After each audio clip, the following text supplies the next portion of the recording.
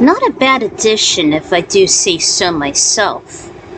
Welcome back to another chapter of Lao and Aiko. Last time, Aiko just actually went to the Nether Realm of all places, and she suspected that it was from the taint Shinnok gave her just several years ago, which, if you would look in the second book in the series, along with Kung Lao, he had the taint too. Aiko was actually assaulted by the unknown saboteur, who actually happens to be Skarlet, according to Kitana, because she recognized the red ninja, the red female ninja with blood kinesis, because she recognized her in her new era. Well, Chronica's Tom Quake and Liu recognized her too, because it was during the events of MK11, actually, before they became the Keepers of Time. So they recognized the saboteur. Kitana dealt with her, but it wasn't enough. She was draining her essence until her family got involved, including her father, her sister Mileena, and Baraka. And through the blood code that Skarlet stole from Aiko, Kitana analyzed the heart gem because she had a close bond with her. She trusts her. And that they traced her to the flesh pits. And it turns out through Liu Kang's heart melt with Aiko, it was Ruby who was captured by Shao Kahn and was recycled in the flesh pits and turned into Skarlet. I thought it was a good idea, like tying 2 and 2 together. So in the Nether Realm, Aiko wound up at Shinnok's Bone Temple, or former Bone Temple. It's not Shinnok's anymore, because of the unaliving war, coherence, and whatnot. They became the new rulers of the Nether Realm, and Liu Kang actually had a change of heart, as did Aiko, the Revenants. And so the lively Aiko's soul won't be claimed, because, she made peace with them. She was in love with Kung Lao, and it wouldn't be right if there were 2 Aikos in another realm. So by default, she had to go, because they were chasing her in the dystopian future. They converted her, they got her in her ranks. So there was just no point in having a clone around. So they just let her go. So where is Aiko gonna be? Let's find out. Alright, continuation 7. Ermac was still holding Skarlet against the temple wall with his soul kinesis, demanding her to surrender Aiko's life force, in which the blood mage refused. She then drew out a dagger and threw it toward her assailant, in which he blocked with his right arm and bounced off of, as if he was reading her soul and expecting the assault. Ermac threatened to assassinate her if she denied the poor cardiokinetics blood code. Mileena bore her Tarkatan fangs while Baraka drew out his arm blades, ready to slice her until there's nothing left. Then the observers witnessed the killer gushing out, a thick stream of blood dropping down and forging on the paved stones below.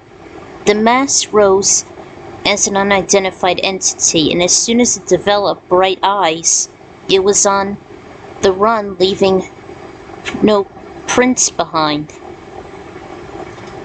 "She's fleeing! Baraka! Mileena, after her!" Kitana urged, while her father kept a grip as tight as an anaconda's.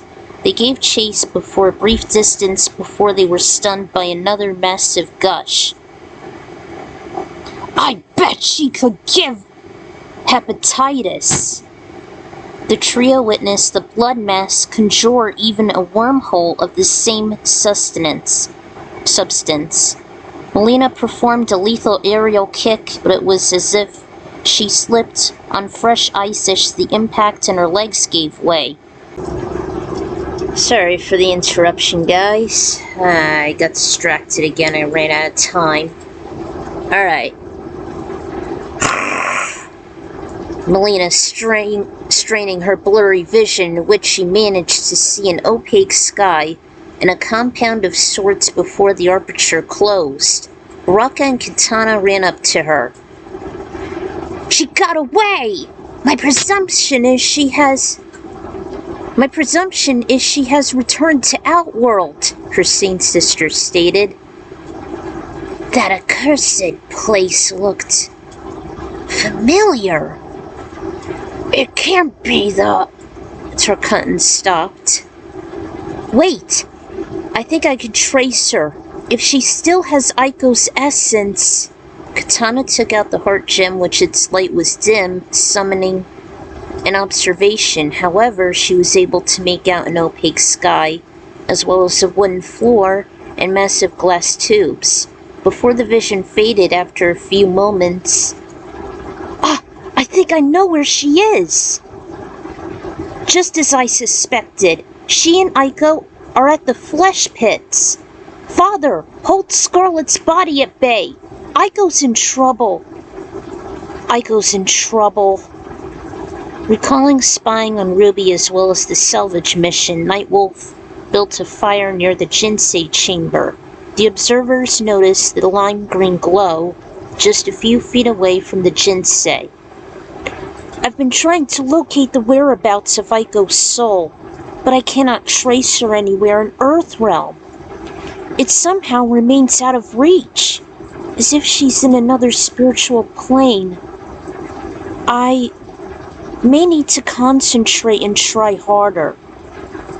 "Do whatever you can," Sindel said, who seemed to be the most composed of the group. She noticed her heart gem brighten, then listened in for a few moments as if listening to a phone call.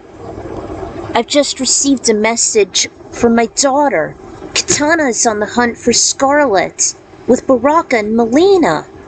Gerard was encasing her, yet somehow she split and escaped his grasp, and she seems to be heading to Outworld." Her voice rose in alarm. Ermac may retrieve Aiko's soul, if not perhaps Liu Kang if she's in another realm. But it'd all be for naught. Without her blood code, she'll be like a vegetable." Meanwhile, at the Yin-Yang Isle, Lord Liu Kang wore Kronika's crown, glowing green energy from many benevolent souls while he swayed, his arms conjuring a vision through the almighty Hourglass. His eyes sizzled as he swayed until a foggy gray image emerged within the epicenter, as if it was deprived of light and life. A large mountain with multiple layered paths encircled the landform, hardly making out the inhabitants treading within them like bipedal ants. "That's Mount Purgatory! Aiko must have her soul purged here, the second plane of existence between life and death." His watchful eyes scanned the eerie landscape for Aiko's spiritual body, which he found at the summit. Normally sinners won't be at the top of the peak unless they're ready to be purified. He saw a taller, opaque figure approach the unconscious comrade. "That's Shinhawk! Koro, take charge here. I must save her before he'd steal her soul. Hurry, Lord Liu Kang!" He dissipated with embers after he approached the Hourglass's eye. Meanwhile, Sindel passed the news to Adenia as Asgarth and Jade became anxious of the delay on Lao and Aiko's wedding, as well as Skarlet's invasion. They actually offered to help after they received word of Aiko's gravely condition, and Skarlet being loose in Earthrealm, then Outworld. "I still can't believe Liu and Kitana are the only ones who know about the new threat, since they're obviously from a different era. They and you, Kung Lao, were disguised as Tarkatans to save Jade from her, and Kitana finished her seamlessly before my fine daughter even had the Tarkatans and Shokan team up against Shao Kahn. Still, the name Kotal is new to me. I know only Kitana shall be successful. Her eyes then widened with an epiphany. Unless, with Aiko's sustained though still life force, Sindel conjured her heart gem, a vague desert. Then she saw two Shokan, a male and female. One of them was known as the Grand Champion. As if receiving a message, his own heart green gem lit up, and then he saw Sindel. My queen! Oh. My queen! A pleasure to talk with you again. Ah, I was right the first time. My queen! A pleasure to talk with you again, Goro replied gruffly as always. Shiva shared the same appreciation. The monarch praised the same, though her expression remained serious. She summarized Aiko's sudden ailment and why her wedding screeched to a halt. Goro for once showed concern and for the first time worry. Skarlet! She sounds roughly familiar. One of Shao Kahn's creations, I presume. Sindel explained she was remade from rubies. Damn it! Those typos. From Ruby's destroyed vessel in which Goro had no knowledge of. Regardless, she decided to let the Shokan in Australia know, as Skarlet seemed to be one of Outworld's stragglers never incinerated by Blaze, nor involved in Armageddon. Which at the time I didn't have any ideas for her. She then recapped how she was created, and after several stretched minutes, Goro let Shiva know of the new free-roaming intruder. As Kung Lao was watching over Aiko, more of the Shaolin near the temple rushed in and offered their heart gems, as did everyone to sustain her life since the Jinsei won't be enough. Goro soon barged in, perhaps sudden assistance by Ermac, and immediately offered to fight off Aiko's killer. He recalled the peace treaty in Quaitan and realized Aiko was still Kung Lao's love, like Jen was to the great Kung Lao whom he regretfully decimated.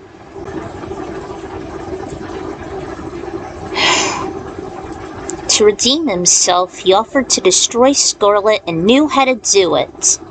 She actually wound up in purgatory, pinpointed exactly where Liu saw her. Although she remained unconscious, her vessel floating aloft, within the same green shade symbolizing a soul, but within a whirlwind centered in a small cauldron of sorts. Ah, finally my prize has come. The rare specimen Aiko, the gifted cardiokinetic in which I created her dark heart and influenced hers and Kung Lao's. She shall be mine yet. He reached and brushed his tender fingers onto her face, soft though cold and ashen, as if depriving of life. I shall always appreciate you, Skarlet. He then sneered and raised both hands, which they glowed palms first in that same color, as if he just caught his own prey. Cease! Before you choose war from a god. He spotted a cinnabar glow at the left side of his face. A fiery portal appeared and Lord Liu Kang walked out before the aperture closed. He never flinched, just greeted her casually. Him casually. Liu Kang! I thought you were obliterated after Blaze's annihilation. A lie. I have survived from another era. My era. Your era? You're only just a mere god, paper champion. Nothing more than a tool to serve good or evil. A cog in reality's machine. You're no different than your undead self. I now make that machine, Shinnok. I had already defeated your sister Cetrion and your mother Chronica. His mind flashed back to the aftermath of Aiko's dystopian future in 2008, when Cetrion was overmatched. Then the tightness absorbed her soul, and momentarily he was transported to the prehistoric era as Liu weakened her, then used his highest tepidity to churn her and her crown to crystal, and shattering her vessel and soul. Time and reality itself are in my hands, and she is not a specimen. Everyone is responsible for their own destiny, and she forged hers once she made peace with my revenant counterpart. She still has that taint. Her soul belongs to me. You may have cheated death, but Aiko cannot. I am still the elder god of death! Kitana, Mileena, and Baraka arrived at the deserted building that was opaque, inactive, but also looked like a deathly laboratory. There were columns of massive glass tubes still intact, but there were heavy cobwebs as well as hanging chained carcasses from the ceiling. The stench of rotting flesh as well as faint colors of a chemical compound hit their nostrils. No doubt about it, this is indeed the flesh pits. I knew this place seemed familiar. Doesn't look all that different. All of Shang's and Khan's vile creations were made here, excepting you. It's possible there could be more Tarkatan mutations, and this must be the dead pool below.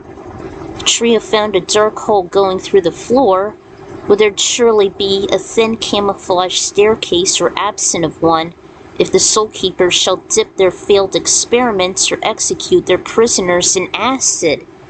The pool itself was subtle, though no bubbling, sizzling, nor gurgle like how a stomach should also digest itself. Shall we detonate this accursed netherrealm hole? Perhaps not, Tarkatan. Trio witnessed an ambush as the assailant. Perhaps not, Tarkatan. Was Skarlet again. Immediately took the front. Welcome to my own lair.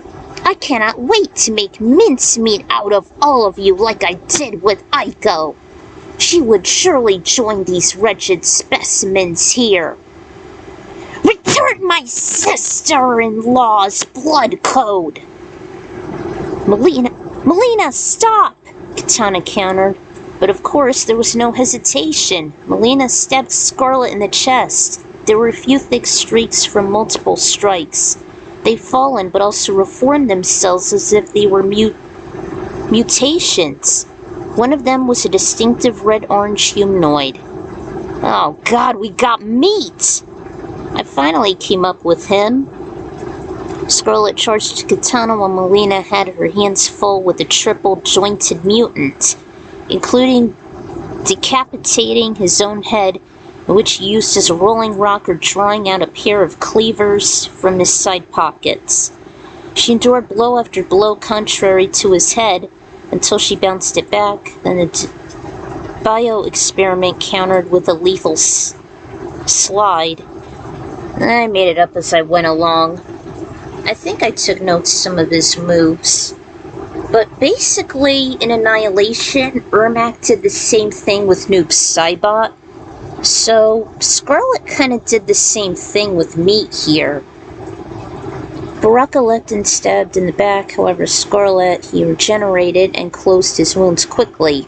In a flash of bright red light, Meat disappeared, then reappeared behind Baraka and countered with his brute strength. After a few clutching blows, Mileena found an opening and performed an aerial dash across his face, which as if his eye was dangling by a bloody thread.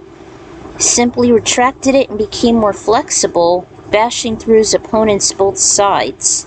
Even Kitana wasn't getting far, as each dicing of her fans left Skarlet bleeding but soon rejuvenating herself. It was as if the three were at a standoff. Oh, there was three.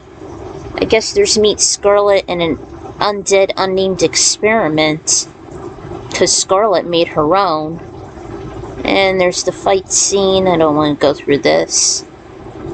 But Goro, jeez! Muscular body with 4 protruding arms stretched out before he challenged the foreboding mutant, came from the ceiling like a ballistic missile. Everyone was startled. Goro shone up. The Tarkatan couple held back. He hammered his 4 muscular arms onto me, even snapping off his limbs. Baraka! Incinerate him! He did just that, with his dragon breath. As you saw in Return of the Dragon King, he has slightly different moves. He used that to his advantage over his doppelganger. Still, there was Skarlet. With renewed energy, he was slightly more alert and flimsier because he took in Meat's essence. Oh, jeez. Kitana witnessed the regeneration, yet she hesitated, then avoided each of Skarlet's charges. Goro scrambled in and even tore off limbs more mercilessly than dealing with Meat, which she reaccumulated, including her blood after bleeding again. Oh, jeez, this is too much. Atop Mount Purgatory, Liu knew Shinnok was sizing him up, just as he did before at his firewell and during Armageddon. Closed in with a bicycle kick in which Shinnok blocked but was stunned on impact. He used his staff as a shield, although Liu's moves left decent marks. Their projectiles bounced each other off. He surprised him with not just lightning, but paused an onslaught before he made his, almost as if Shinnok was blinded by either impossible speed or reading his every move. Liu performed an aerial tackle and shocked the Umbra kinetic. Battered, Shinnok staggered, rising up. Make no mistake, Shinnok. You have fallen like your family. The apple never falls from the tree. I could erase you from existence like I've done your own mother, enslaving me and my comrades, destroying Aiko's future. But I've reversed our fates with this. You drew out the crown. I am one step further up on the pantheon than all elder gods. I am a titan. Koro, now! Having enough, the unstoppable Outworld champion crushed Skarlet with all his bulk, snapping her bones, her skin dangling, then let out his dragon breath once more, incinerating his vessel to red velvet ashes. Red portal appeared and engulfed the fatally wounded vessel with her secretions. The quartet muttered all at once, Skarlet got away again! Calm yourselves! I only transported Skarlet's remains into the void. Male voice, what seemed to me almost digitalized. Calm yourselves! I only transported Skarlet's remains into the void. She identified it immediately. Koro, why did you do it? People just may survive in the void. Temporarily, Kitana. Lord Liu Kang gave me the signal from Purgatory. What? In Purgatory? Then I must retrieve her soul. Shinnok will claim it. Shinnok was on shaky legs as he saw cerulean light in his peripheral vision, as well as a sudden heavy, cooling breeze. Liu was just fixated over him, which was just enough of a distraction for Kitana to whirlwind Aiko's soul away. The fallen flood elder god witnessed just that. He let out some profanities, which was ample time for Liu to casually skedaddle in numerous embers. What seemed like endless night, Liu's pyrokinesis was enough to keep lit. Seeing the weak, though vicious Skarlet hunched over, he simply wound up and released both cerulean and orange streaks of energy, forcing the blood mage back a few feet. Upon impact and inspection, she noticed her vessel becoming lighter, and her limbs began to dissolve in grains of golden sand. No more timelines and victims will be lost by your insatiable lust and hunger, Ruby. He rose an arm and simply vacuumed her essence, churning into a red velvet. Apparently he used his pyrochronokinesis, in which Skarlet can never regenerate.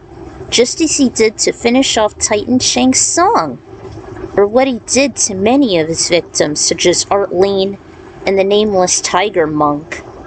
The volley went straight into his crown, which ignited and lined briefly. Alright, Kitana, it's now up to you. Aiko's final destiny is in her hands. I really wanted to give Goro a chance to shine in the crisis, just as he did against Onaga with the other realm's champions. After all, he did mention the great Kung Lao, how he sincerely regretted killing him for Shang and Xiao, beginning his 9th tournament winning streak, and wanted to redeem himself for the current Kung Lao. I know it sounded too easy erasing Skarlet's essence through time and the void, but at least there won't be another reoccurrence, needing another blaze, eradicating escapees, since death is hardly existent, you know. After all, I always went with the adage that there are fates worse than death by Dark Raiden, and it is to have your body and soul be erased from history. So beat that, retarded developers. How I wish they and the shills meet the same fate, and boy do I ever. Don't get me started with the comments in Wrath of the Fire God. Oh my god, they are the worst. They always want Lord Liu Kang to succumb like Dark Raiden 2.0. Or Injustice Superman, which I don't give a damn about, DC. I've also been agonizing over the pacing of this fic. The previous wedding fic I've done for F-Zero consisted of 10 chapters. So I hope maybe it can just be enough to cover another 10. Besides, my other fics in this series has covered about 13 to 14 chapters with decent pacing, instead of dragging on for an eternity for about 70 plus. My sociopath does this. And my largest amount alone was 26, with Sleepy Hollow's missing episodes, along with the Lunar Levels list still in development. I had a lot on my plate. Always stuck with unmotivation and between a rock and a hard place. I really wanted to wing this just to make more progress. 2 Scrappies have been eliminated, Skarlet and Meat. I figured it was a convenient way like Noob to fighting souls, like I said.